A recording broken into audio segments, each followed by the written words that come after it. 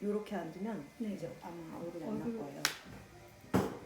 이렇게 해서 저쪽은 이렇게. 네. 하고 이거를 켜고. 여기 목차에서 마음에 드시는 거 있잖아요. 이 두 네. 분 하고 가셨거든요. 아. 여기서 이제 짧은 거나 뭐 마음에 드시는 거 찾으세요.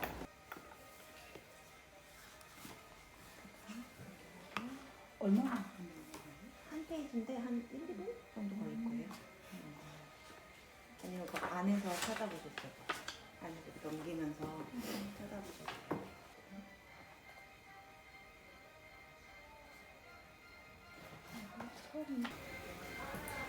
연안부두 신포동에서 롯데 로터리를 3번 정도 지나야 연안부두다. 내가 타지를 여행하는데 이런 곳이라면 정말 막막할 거야. 독일을 여행할 때 그 적적함이 그래도 여기보단 덜하지. 거칠고 우후죽순 매번 버스를 타고 연안부두로 가는 건조한 길로 들어가며 드는 생각이다. 그나마 나는 30년 살아온 곳이라 그런가 보다. 하지만 누군가 집에 데려다 드릴게요 하면 덜컥 속으로 웃음이 나면서 이 사람 겁이라도 없으면 먹으면 어쩌고 싶다. 들어갈 때야 함께라지만 나올 때는 혼자서 하염없이 불빛을 찾아 계속 나아가야 할 텐데 어찌하나 애써 거절할 때도 있다. 연안부두 너머는 바다다. 도로의 끝. 그러니까 굴곡진 해안선. 그러니까 빈들러 돌아 나가야 다시 어딘가로 갈 수 있게 된다. 깜깜한 밤엔 배들이 조용히 정박해 있고 부둣가 건너편엔 수산, 창고, 수산업 가게, 창고들이 즐비하다. 물탱크를 싣고 물고기를 나르는 수산물 트럭들은 온종일을 밤낮으로 불쑥불쑥 눈에 띈다. 이 앞 저 뒤에서 도로 위에 햇술을 뿌리며 달린다. 해안선역 시장과 수산업 단지 테두리 안에 우리 집이 있다. 더 지나면 아직도 기찻길로 석탄을 나르는 석탄부두. 그리고 연안부두 라이프 아파트 비치 맨션. 하루는 새로 생긴 남자친구가 내 차를 대신 운전해 집까지 바래다 주었다. 돌아가는 길 콜택시를 불러야 한다는데 한사코 손세라다. 혼자 알아서 가겠다고 멋있게 들어가를 외치기에 나는 웃으며 집으로 돌아왔다. 한 30분이 흘렀을까? 잘 가고 있어? 라고 보낸 문자에 전화가 왔다. 나 무서워서 죽을 뻔했어. 무슨 석탄부두? 나 택시 잡으려고 걸어가는데 그냥 암흑이야. 까매. 가도 가도 끝이 없어. 근데 어디서 택시 한 대가 쓱 다가오는 거야. 나가실 거죠? 그래서 얼른 탔지. 이거 탄 지 10분쯤 됐어. 웃음이 나서 혼이 났다. 대충 있을 법한 우리 동네 스토리. 아파트 단지를 벗어나 풍물시장이라 불리는 길거리 회센터로 걷다 보면 수족관을 만드는 작은 가게가 있다. 모양은 회센터랑 같은데 안을 들여다보면 빈 수족관이 널려있다. 가게와 길거리에도 파랗게 칠해진 수족관이 나와있다. 안이 텅 빈 채로 모여있다. 가끔 오징어 횟집 앞을 보면 둥근 수족관 안에 오징어가 휘저으며 왔다 갔다 한다. 둥글게 수족관을 맴도는 오징어들, 돌고 돌아 들어왔다 나가는 인천항역 연안부두 우리 집. 화물트럭. 새벽 4시. 어김없이 화물트럭 시동 거는 소리에 깊이 들었던 잠에서 깨버린다. 5년째 같은 시간 같은 크기의 소리가 들린다. 후문에서 몇 동이나 떨어진 내 방 안까지 어떻게 하면 저렇게 커다란 소음이 들릴 수가 있지 싶게 매일의 소음은 커다랗게 출발한다. 우르르르. 눈은 감고 귀는 열린 채로 이불 속에서 가만히 있자 하면 적어도 20분은 털털털털 아까 그 소음 그대로다. 빨리 가 빨리 가 멀리 가라. 얇은 이불로 귀를 덮고 속삭이듯 생각한다. 프랑스에선 정적이 흘렀다. 잠을 자라고 밤에는 잠을 자야만 하는 거라고 교육시키기라도 하듯 매일 밤 8시가 지나면 내 방 안은 고요했다. 때때로 젊은 애들의 길거리 웃음소리나 교회 종소리는 어둠 속에 잠시 도는 메아리일 뿐 거대한 정적은 하루도 유독 긴 창문 너머를 떠난 적이 없었다. 3년여의 프랑스 생활 후 나는 집으로 향했다. 부모님이 계신 곳 연안부두. 어떻게 태어나서 지금까지 한 번도 연안부두를 떠난 적이 없는지. 빨리 거기서 탈출해. 얼마 전에 헤어진 서울 남자친구가 매일같이 집에 데려다주며 하던 말. 난들 떠나고 싶지 않았을까. 그녀의 방. 나는 유독 외할머니를 따랐다. 같이 있으면 편안하고 부모님과 지낼 때의 이상한 긴장 같은 것 없이 따스함을 느꼈다. 할머니는 내 기억에 오랜 세월을 연안부두 라이프 아파트 10동 4층에 사셨다. 한때는 우리 가족하고도 그 집에 같이 살았고 다른 때에는 막내 삼촌 가족하고도 그곳에 살았다. 나는 10동 408호 현관을 열고 할머니가 있는 문 칸방으로 쏙 들어가 자주 놀았다. 낮게 놓인 자개장에서 꺼내주시던 시원하고 커다란 냉장고, 티셔츠로 갈아입고 텔레비전 앞에 상시 깔아둔 두툼한 이불에 대자로 누우면 내 세상이 따로 없었다. 할머니 방 벽에는 곱게 뽑은 훌륭한 몇 벌과 고급스러운 핸드백들이 걸려 있고 다른 한쪽 벽면 제일 위에는 막내 삼촌이 나온 신문 쪼가리가 붙어 있었는데 개발한 벤처 사업이 잘 돼서 신문에 난 것은 오려 액자해 걸어둔 것이다. 그 바로 옆에는 이사장에서 일할 때 받은 대통령상인데 우리 할머니가 그중 제일 성실해서 받은 거라고 했다. 북박이장이 있는 그 작은 방은 나에게 너무 아늑했다. 할머니는 이 어시장에서 일하기를 그만두고부터 그 방에서 지냈는데 나에게 지난 이야기들을 조곤조곤 해주시다가 갑자기 야이 할머니 이제 한숨 잔다 하시고는 구론산 바몬드 드링크 하나를 박스에서 꺼내 돌려 까잡수시고 잠이 들었다. 그러면 나는 할머니 곁에서 뭘 했는지 잘 기억나지 않지만 그 문간방은 지금 돌이켜보면 이 살기 척박한 세상에 어느 곳에서 발견할 수 없는 천국 같은 장소의 어느 구석이 아니었을까. 물고기 장수. 1950년의 어느 날 한반도의 같은 민족인 북한이 쳐들어와 전쟁을 일으켜 북쪽에 살던 사람들은 남쪽으로 피난을 와야만 했다. 그 중엔 황해도에 살았던 나의 친할머니네 가족, 평양에 살던 외할머니네 가족도 있었다.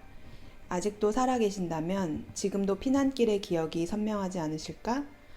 어느 날 전쟁이 난 밤에 짐 보따리를 싸 애들 손을 잡고 걷고 또 걷다가 작은 배를 타고 남한으로 피난와 먹고 살았던 이야기. 어린 시절 할머니들 입을 통해 들었다. 외할머니는 인천에서 먹고 살 것이 없어 다라이의 물고기를 받아다 길거리에서 장사를 시작했다. 그렇게 몇 날 며칠을 장사를 하고 나니 다라이를 이고 장사하던 길가에 나라에서 시멘트로 네모난 가판턱을 하나 만들어줬다고 했다. 그렇게 그 거리에서 물고기를 팔던 사람들에겐 장사자리가 하나씩 생겼고 먹고 살기가 조금은 나아졌다고 했던 것 같다. 그 후 세월이 좀 더 흘러 바다 옆 도시 인천답게 제대로 물고기를 팔아보고자 나라에선 어시장을 만들어 줬나 보다. 인천 종합 어시장이 들어섰다. 우리 외할머니도 드디어 5남매를 먹여 살릴 가게 하나를 마련하신 것이다. 나는 단 하루도 빠짐없이 장사를 하신 외할머니의 성실한 모습을 기억한다. 이 기억은 하루도 빠짐없이 갈비탕과 설렁탕을 파신 친할머니의 모습에서도 보았고 또 그녀의 자식인 나의 아빠로부터도 보았다. 그녀들은 새벽 5시만 되면 일어나 일터로 나갔고 그의 자식도 그렇게 일어나 매일 똑같은 삶을 반복하며 자식을 키웠다. 오잔교. 애관 극장에서 심야 영화를 한 편 보고 나오니 새벽이다. 길 건너 택시를 잡았다. 택시는 로터리를 지나 남항부두로 가는 길목에 잠시 섰다. 옛날에는 서울 사람들이 여길 오고 그랬는데 기사 아저씨가 백미러를 통해 나를 쳐다보았다. 옛날 언제요? 10년 전에요. 내가 말했다. 한 20년은 더 됐죠. 저쪽 갯벌 있는 바닷가 쪽에 횟집이 그냥 쫙 있고 파라솔이랑 운치가 있었죠. 그것도 잠깐인지. 다래야, 오장교 가자. 빨리 자전거 타. 갑자기 아빠 허리를 붙잡고 자전거 뒤에 올라타 오장교를 가던 기억이 났다. 아파트 건너 작은 항구엔 바다로 나가는 철제 다리와 큰 철문이 있었다. 다리 건너에 정박된 배들은 그 앞 공터 오장교는 지금의 세월호가 떠난 자리이고 백령도로 들어가는 배가 다닌다. 우리는 거기서 뛰어놀았다. 아빠는 동네 아이들을 이끌고 대장놀이를 했다. 한동안 할머니가 사주신 초록빛 자전거를 타고 놀았는데 산지 2-3달 만에 도둑을 맞았다. 지금은 녹슬어 열쇠 잃은 자전거만 오래도록 묶여있는 자전거 보관소엔 그 시절 못다 묶여 빠져나온 자전거가 투성이었다. 연안부두는 주말에는 들어가는 손님이 좀 있는데 평일에는 거의 없어요. 이어서 택시 아저씨가 말했다. 집에서 안 나오나 보죠 뭐. 나는 시큰둥하게 대답했다. 그게 아니라 이제 여기 오는 사람이 없는 거죠. 택시는 인천항을 지나 산업도로를 꺾어 들어간다. 바리케이드 넘어 인천항에 쌓인 컨테이너 박스들. 쟤네들은 어디서 저렇게 오는 거야? 양들의 침묵. 의자에서 내리막 계단에 걸터 앉아 벽에 기대 서서 사람들은 영화를 봤다. 화면이 채 보이지 않았던 꼬마는 졸린 눈으로 사람들을 구경했다. 오랫동안 화면을 향해 팔짱을 끼고 서 있는 사람들. 변하는 영상과 함께 뒤섞이는 모습들. 엄마 무서워 나가자. 엄마 나가자. 나는 애관극장에 앉아 있었다. 알았어. 가만히 있어봐. 이제 어떻게 되나 보고. 엄마는 넓은 화면만 뚫어져라 바라본 채 대답했다. 극장 안은 까맸고 올려다본 엄마 얼굴엔 자꾸만 빛이 번쩍였다. 앞이 보일락 말락 한 폭 넓은 의자에 푹 꺼져서 반은 무섭고 반은 졸린 채로 몇 시간을 앉아 있었다. 엄마, 도대체 이게 뭐야? 뭐냐고, 집에 가자. 나는 극장 의자에 앉아 발을 휘적거렸다. 결국 영화가 끝나서야 아빠와 엄마는 일어났다. 겨우 기억나는 장면은 마지막에 보이는 잔인한 지하실 장면을 지난 박사의 집이라는 곳. 9살. 애관극장 1층엔 커다란 사람들이 꽉 차 있었다. 길게 옆으로 난 의자들엔 빈 곳이 없고 얕은 의자 옆 계단에도 사람들이 빼곡히 앉았다. 얼마 전에 본 멋진 람보 아저씨 나오는 영화나 보지. 엄마 손을 잡고 인파 속을 빠져나오며 생각했다. 나의 왼손. 어김없이 모두 모여 저녁밥을 먹고 있었다. 할머니는 어시장 일을 마치고 늦지막이 들어와 저녁 식탁에 앉으셨다. 나는 평소처럼 왼손에는 젓가락을, 오른손에는 숟가락을 들고 열심히 밥을 먹었다. 복스럽게 먹는다며 어른들에게 쓰다듬을 많이 받아서 나는 항상 밥 먹는 시간이 좋았다. 오늘은 갑자기 할머니가 젓가락 든 내 손등을 후려쳤다. 재수없게 왼손으로 밥을 먹어? 순간 장가 안 간 총각 삼촌과 눈이 마주쳤다. 난감한 표정을 잠시 짓더니 고개를 푹 숙이고 다시 밥을 먹는 게 아닌가. 내 눈에는 눈물이 그렁그렁 맺혔다. 엄마도 아무 말 없이 밥을 먹었다. 그날부터 나는 왼손을 쓰지 않았다. 송월동. 엄마 어릴 때 자유공원 옆 언덕 송월동에 살았었는데 얼마나 더러웠냐면 언덕에 하수구 내려가는 데서 볼일을 봤다니까. 언제? 아주 어릴 때? 50년대? 그때쯤인가 다 같이 그냥 엉덩이 까고. 화장실이 어딨어. 진짜 그때 생각하면 대한민국은 완전 후진국이지. 그래도 우리 집에 텔레비전 있었어. 동네 애들 떼거리로 오는 거 싫어서 내가 맨날 제일 앞에서 보다가 안경제비 됐지. 엄마는 킥킥거리며 웃는다. 너네 할머니가 물고기 팔아서 장사는 잘해요. 꾸덕꾸덕 물고기는 잘 말려. 돈은 많았지. 너네 할아버지가 다 왔다 갔다 팔아먹었는지. 한 번은 물고기 말려오는 트럭을 통째로 가져다가 다 팔아먹고 몇 년 동안 안 들어와서 할머니만 어시장에서 개고생하고. 말해서 뭐하냐. 에휴, 엄마가 말했다. 도둑고양이. 여보, 차 세워봐. 아빠가 갑자기 아파트 정문 어귀에서 차를 세웠다. 조그마한 새끼 고양이가 빨간 타일이 발려 시멘트로 세워진 기둥 옆에 몸을 웅크린 채 버벅거리고 있었다. 아빠는 저벅저벅 걸어가 새끼 고양이를 집어들어 차에 태워 공장으로 데려갔다. 아빠 공장에는 이미 나랑 놀러 다니는 까만 고양이 한 마리가 있었다. 블랙조, 블랙조, 어딨어? 언니 왔어. 소리내며 어두운 공장 속 널따랗게 조각난 철판 위를 뛰어넘어 다니다 보면 까만 공장 깊숙한 저 건너편 안쪽에서 눈만 노랗게 빛나는 블랙조가 어느새 내 곁으로 다가와서 제 몸을 내 몸에 비벼댔다. 야옹! 나와 눈을 마주친다. 나는 몸이 작은 꼬마였는데 엄마는 징그럽게 저런 고양이랑 다닌다며 나를 자주 나무랐다. 집 겸해서 쓰던 사무실에 아빠 손님들이 들어오면 나는 괜히 옆에 소파에 앉았다. 그러면 아빠가 담요를 무릎 위에 덮어주셨는데 블랙조가 어느새 와서 내 무릎 담요 위에 길게 누우면 나는 콧잔등부터 꼬리 끝까지 까맣고 긴 블랙조를 쓱쓱 쓰다듬어 주었다. 새끼 고양이 나비가 온 이후로 우리는 셋이서 놀았다. 나비는 막내처럼 블랙조와 나를 잘 따라다녔다. 어느 날 공장 앞 보도블록 위에서 고양이들과 놀고 있는데 새끼 나비가 도로로 뛰어나갔다. 블랙조는 잽싸게 차도의 나비를 물어 내 쪽으로 던져놓고는 그 자리에서 택시에 치여 죽어버렸다. 나는 순식간에 일어난 광경에 멍하니 서 있는데 어디선가 아빠가 저벅저벅 걸어 나와 내 손을 덥석 잡았다. 아이고, 이 녀석이 죽었구나. 기특한 녀석이네. 새끼 고양이 구하고 지가 갔구나. 아빠는 공장 안쪽 어딘가에서 까만 비닐봉지를 가져오더니 차도에 늘어진 블랙조를 한 손으로 안아 넣었다. 다래야, 요 앞에 탑 아래다 묻어주고 오자. 아빠와 손을 잡고 건너편 로터리로 길을 건넜다. 언덕이랄 것도 없는 탑으로 오르는 계단 옆 화단에 블랙조를 묻었다.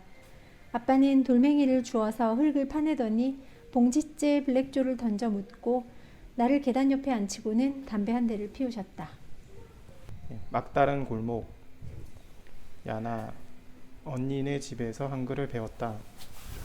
나는 초등학교에 들어가서도 한글을 제대로 익히지 못해서 늘 헷갈려 했다.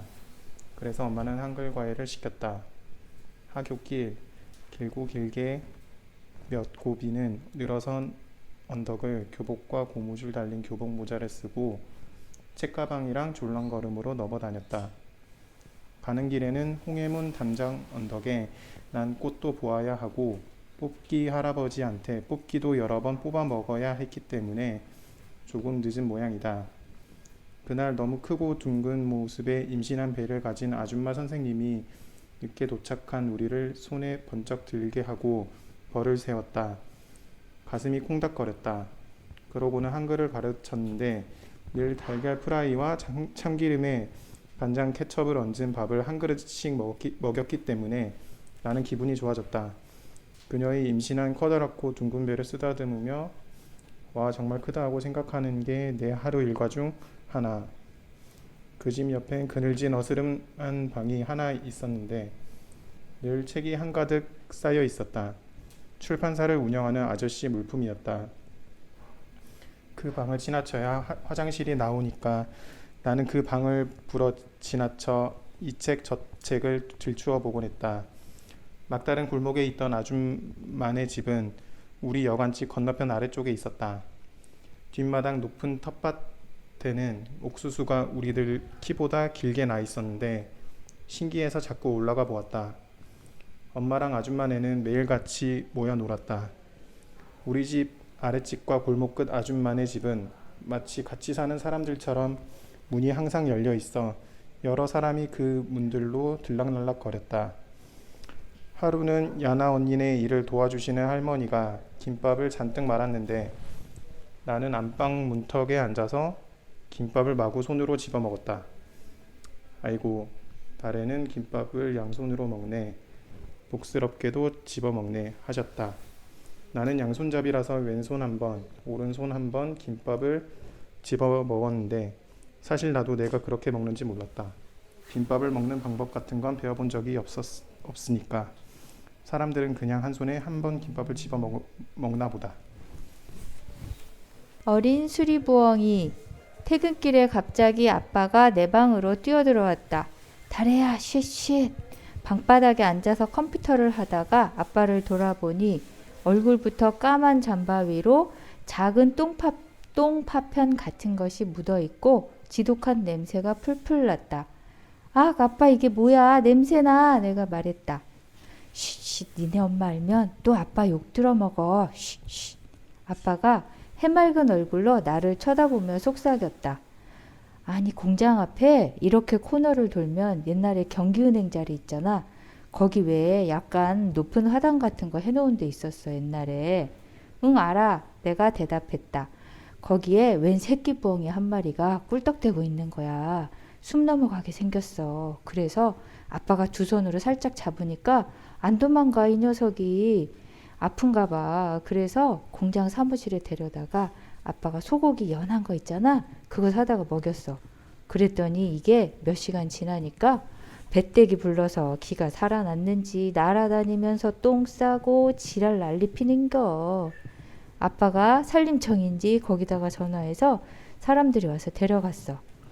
눈썹을 위로 올리면서 입으로는 특유의 천진난만한 웃음을 지으며 말했다. 그랬어? 잘했네. 근데 왜 눈은 슬퍼? 귀여워서?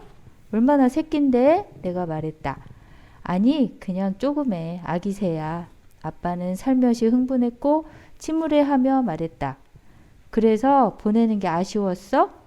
똥 싸고 그러는 거 어떻게 하려고, 키우지도 못하는 거. 천연기념물이래? 엄마한테 말하면 아빠 또 욕만 먹는다. 여기 좀만 있다가 나가. 내가 말했다. 그새 또 정이 들었겠지. 아빠는 자연을 좋아하니까. 어디 가봐야 이런 얘기 들어줄 사람은 나뿐이다. 아빠는 어린아이 같은 표정을 지을 때가 있는데 나는 그게 좋다.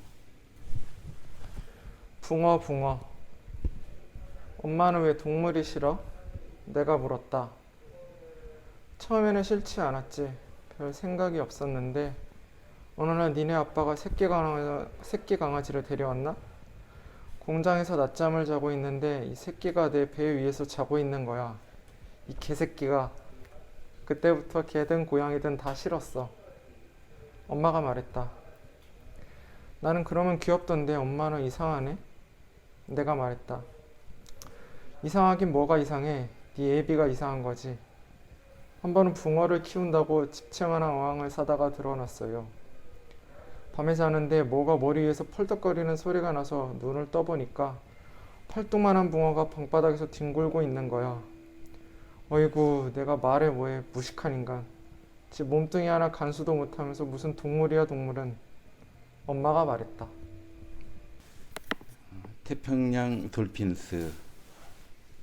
우리 가족은 연안부두 라이프 아파트에서도 여러 동을 이사 다녔다. 15동, 3동, 10동, 11동, 16동, 9동, 그리고 5동. 대체로 적은 평수에서 넓은 평수, 다시 중간 평수를 돌고 돌아 제일 커다란 평수인 57평에 안착했다. 어린 시절 엄마가 집을 고르는 기준은 항상 피아노를 치는 언니였다. 첫째 딸이 피아노를 치는 소리가 최대한 남에게 피해를 덜 주는 위치에 아파트를 구입하는 것이다. 대체로 1층 엘리베이터 옆집, 그러고도 방 안에 방음 장치를 한다. 또는 제일 윗집이나 제일 끝집 따위다. 그렇게 어느 날 우린 인천 야구단인 태평양 돌핀스가 숙소로 쓰던 집으로 이사했다. 중학교 시절 학교가 끝나고 단지 입구 횡단보도를 건널 때 야구단 아저씨들을 본 적이 있다. 성인 남성들이 쫄쫄이 붙은 야구 바지와 야구 점퍼를 단체로 입고 각자 맡은 포지션대로 장비를 들쳐업고 단지 입구에서 어슬렁거리면 이상한 포스가 풍겨져 나왔다. 사람들이 생활하는 곳에 야구 선수들이 서 있으니 정말 생뚱맞다고 나는 속으로 생각했다. 엄마는 그들이 사용하던 숙소를 가정집으로 이어받았다. 아우, 야구 선수들이 쓰던 데라 화장실 천장이 물에 빠진 거 봐. 저거 다 닦아야 해. 왜 그런 거야? 내가 물었다. 담배를 엄청 피워대니까 그렇지. 엄마가 말했다. 왜 그들 합숙소가 연안부두 라이프 아파트에 있었을까? 엄마가 허리 빠지게 청소를 한 뒤 우리들은 그 집에 정착했다. 특히 언니 피아노 방은 계란판 같은 모양이 있는 스펀지를 사방으로 붙인 특별한 방.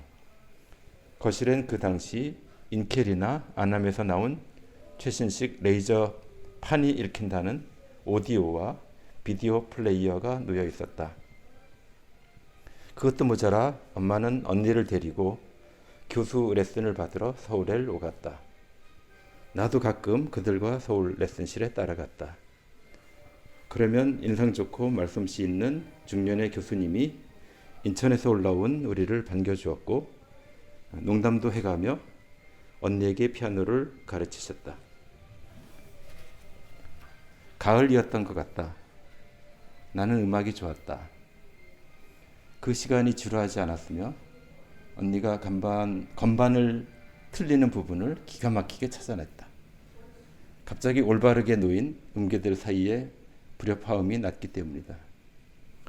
11동 거실 오디오 앞에는 파란색 천이 뒤덮인 흔들 의자가 있었는데 엄마가 사줬고 내가 골랐다.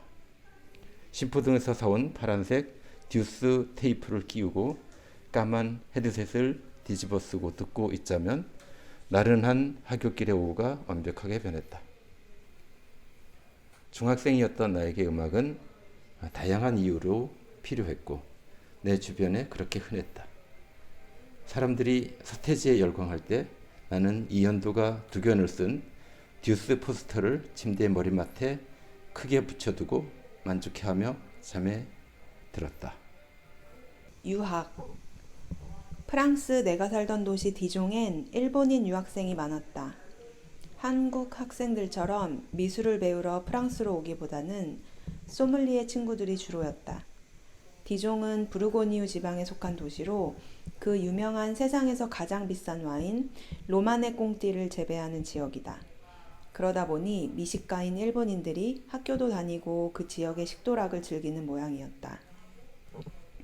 그중 일본에서 와인으로 가장 으뜸인 친구가 있었다. 모토이로 오코시. 디종의 알리앙스 프랑세즈에서 만났다.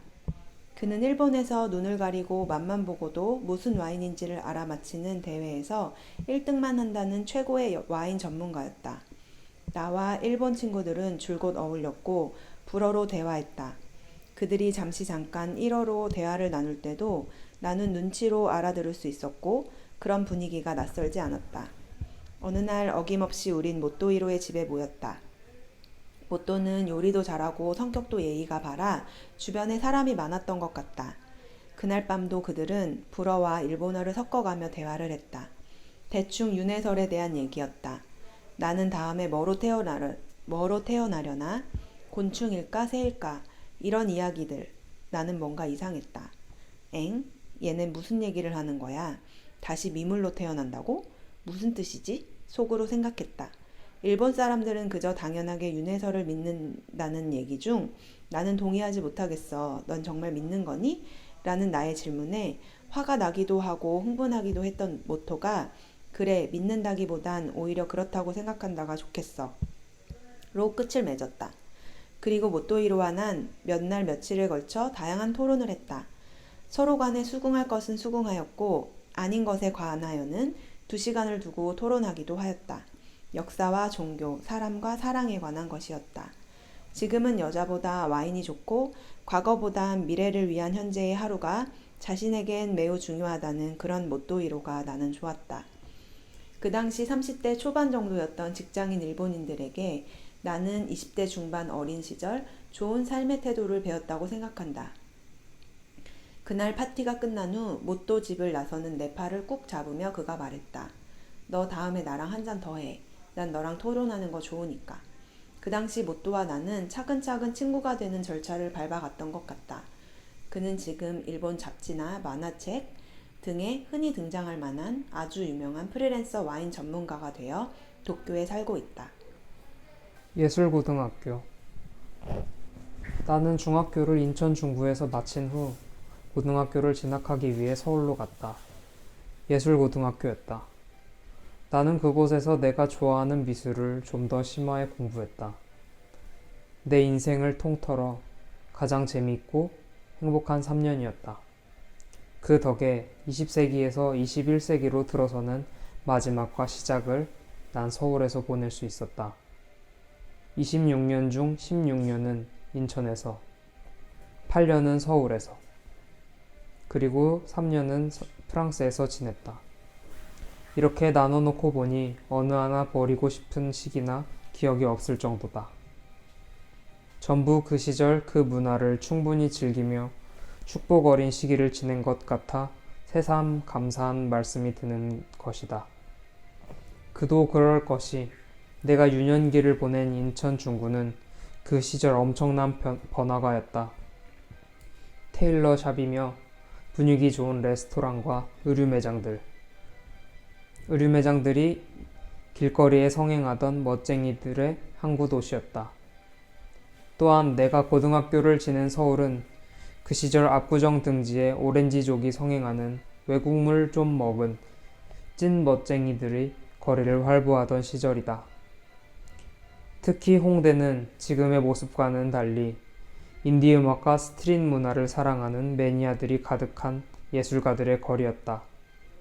나와 내 친구는 이대 뒷골목에서 옷을 사거나 신촌에서 영화를 봤는데 러브레터를 보고 나오는 날 저녁 녹색극장 계단 위에서 첫눈이 내린 사건은 우리 둘만 아는 아름다운 서울의 추억이다. 질기고 푸른빵. 그가 물었다. 너 책 빌려주면 돌려주는 편이야? 아니야? 응, 대답해봐. 돌려달라면 돌려주는 편이에요. 돌려주지 않은 책도 몇 권 있으니까. 내가 말했다. 그럼 내가 이거 빌려줄게. 아끼는 동생들한테만 빌려주는 책이야. 까만 백팩을 뒤적거리며 그가 말했다. 있나? 있나? 있다. 그는 여느 때처럼 느릿느릿 혼잣말을 한다. 질기고 푸른빵.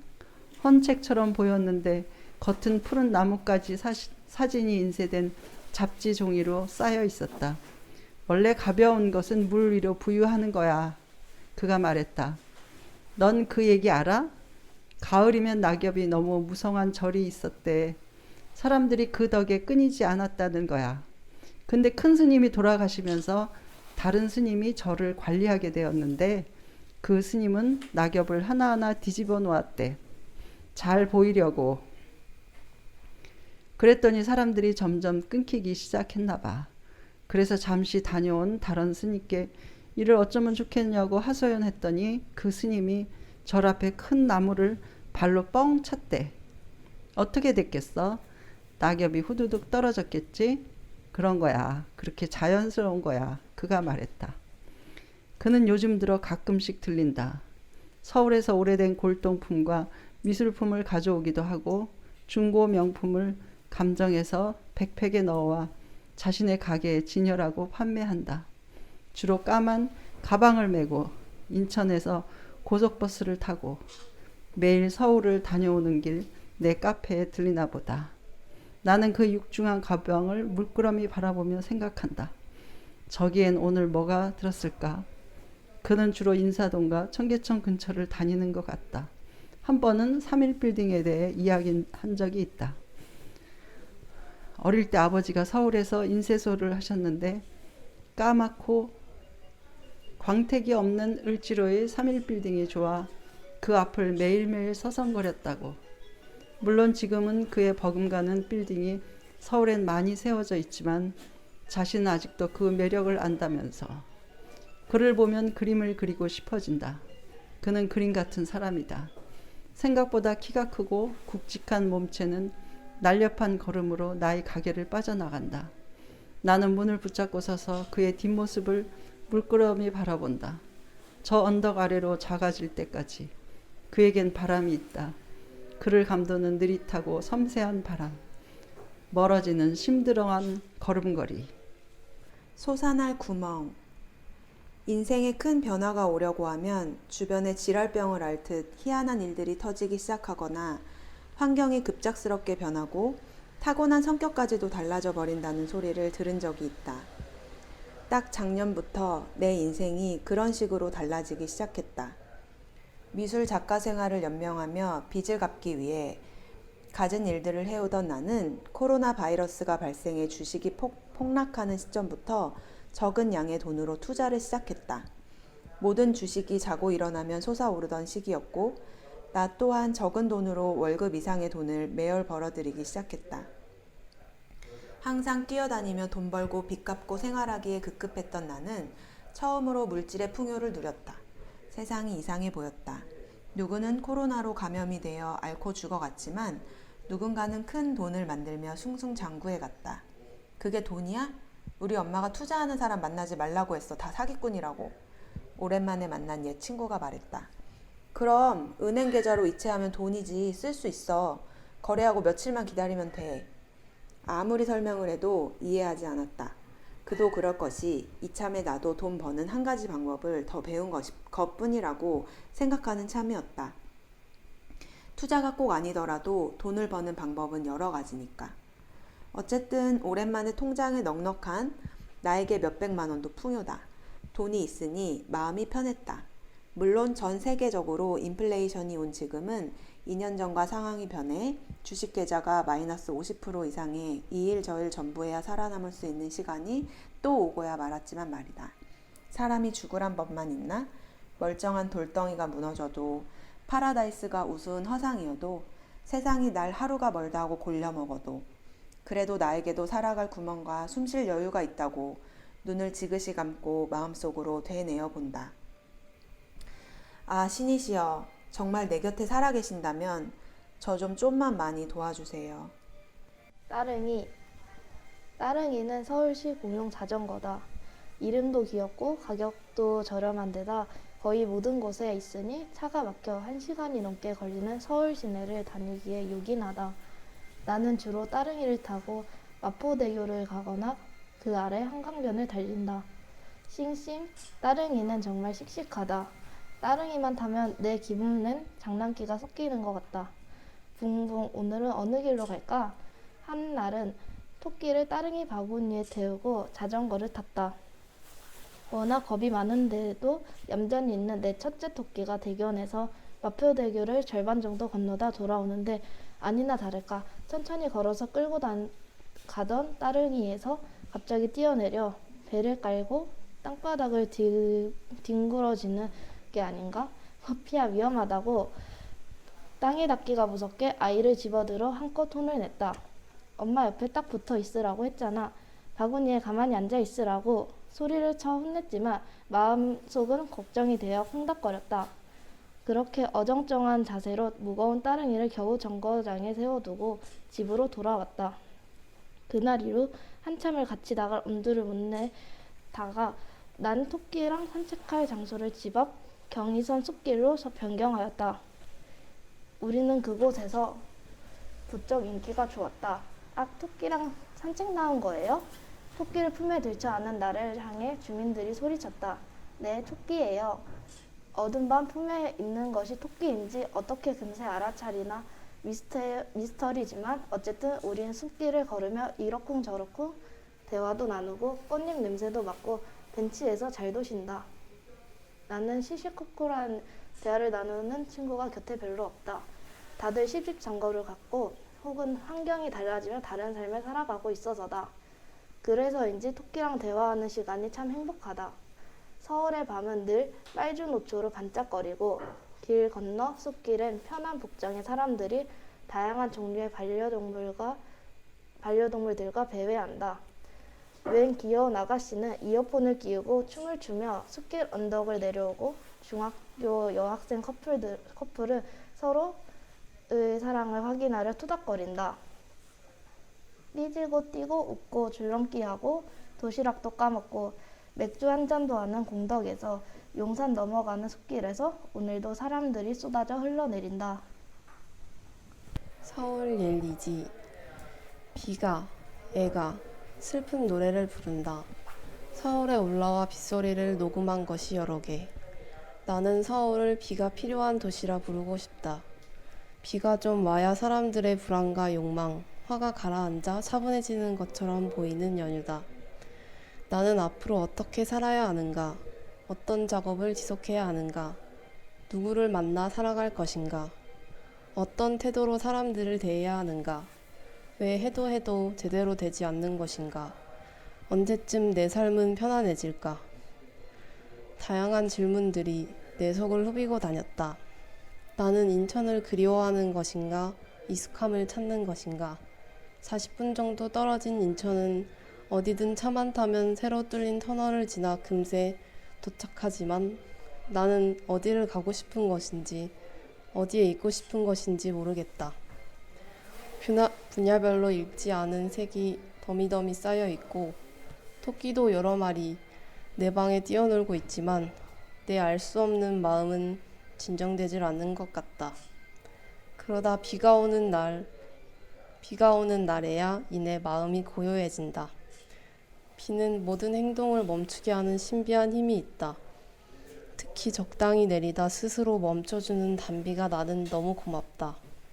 빗물은 사람도 아니고 사물도 아닌 채 흘러내려 사라지는 자연의 일부지만 지구상에 붙어 사는 문명의 동식물에겐 귀한 하늘의 보석이다.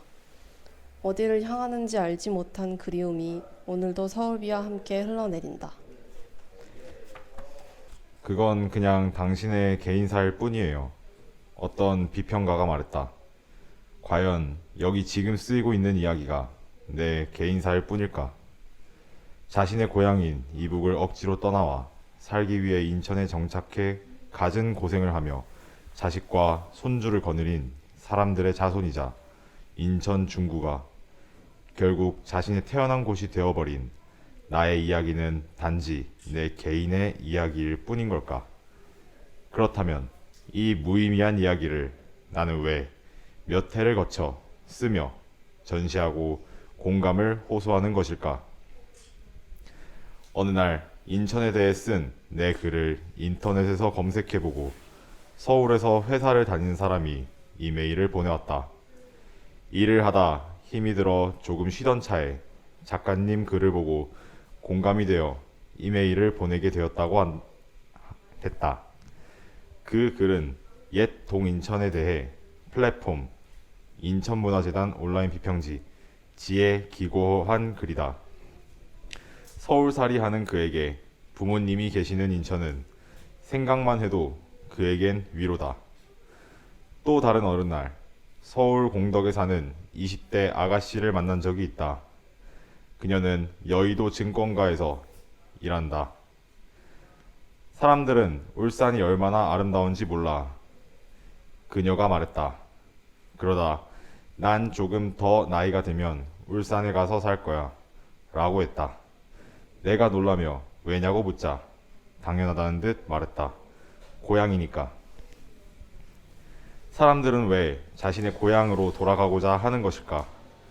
수구지심이라는 말이 있다. 여우가 죽을 때 자신의 머리를 태어난 굴 방향으로 둔다는 말이다. 인간도 이러한 본능을 벗어날 수 없는 동물이라는 것만으로 이 행위가 설명될 수 있을까? 아니면 나는 누구이며 내 근본은 어디인가 하는 존재의 의미를 알기 위해 죽는 그날까지 쓸쓸히 죽어간 몸덩이가 자신의 근원지를 향하길 원하는 것일까? 그렇다면 나의 할머니들은 더욱이 외롭고 적적하게 돌아가신 것 같다. 고향을 전쟁통에 떠밀리듯 떠나와 기억 속에만 존재하는 곳을 그리워하며 돌아가셨으니 말이다. 나는 할머니들의 고향 얘기를 그들의 입을 통해 들어왔고 어느 날 호적을 떼다가 친필로 남겨진 황해도 해주라는 한자와 한글을 통해 어렴풋이 느껴왔다. 전쟁통에 피난을 함께 온 아빠 이야기로는 해주에서 연평도로가 배를 타고 개 건너 마을로 이동해 난민으로서 밥을 얻어먹으며 고생을 무지했다고 한다. 그러다 하인천으로 이주해 친할아버지가 방앗간을 시작했고 친할머니는 설렁탕 집을 열어 장사를 시작했다. 친할아버지는 그 당시 장신의 미남으로 트럭을 운전하셨지만 지병으로 일찍 별세하시고 친할머니 혼자서 5남매를 키우셨다. 평양에서 피난을 와 비슷하게 인천의 피난와 송월동에 정착한 외할머니도 5남매를 키우셨고 그들 중 아빠와 엄마는 만나서 결혼했다. 그리고 내가 태어났다. 그러니까 80년대 초반에 태어난 나는 북한에 살던 사람들의 후손인 것이다. 이제 집 갖고 돈 버는 시대는 끝났어. 엄마가 나 들으라고 큰 어조로 중얼거렸다. 연안부두에 살며 작은 집 한 채도 못 사고 지나쳐온 세월이 억울해 지금이라도 한 채 사두면 더 오르지 않을까 해서 내가 한 말에 대한 반응이었다. 누가 나에게 집이나 땅이라도 남겨준다면 남은 작가 생활의 보탬이나 될 터인데 내 차례는 안 오는 모양이다. 그래서 내가 사보려 한다. 내가 태어나기도 전에 지어진 이 40년 이상 된 연안부두 라이프 아파트는 재건축이 될지도 모르고 최신식 트램이 들어올지도 모른다는 인천의 도시계획에 들떠 있다. 나도 덩달아 신이 나고 내 삶도 나아질 수 있다는 기대감이 부푼다. 적당히 낡아빠진 것을 사들여 예쁘게 고쳐서 비싸게 팔아봐야지. 혹시 아나? 내 남은 삶이 그 덕에 넉넉히 살아가게 될지, 내일 일은 어떻게 될지 아무도 모르는 것이다. 끝. 왕건 하나씩만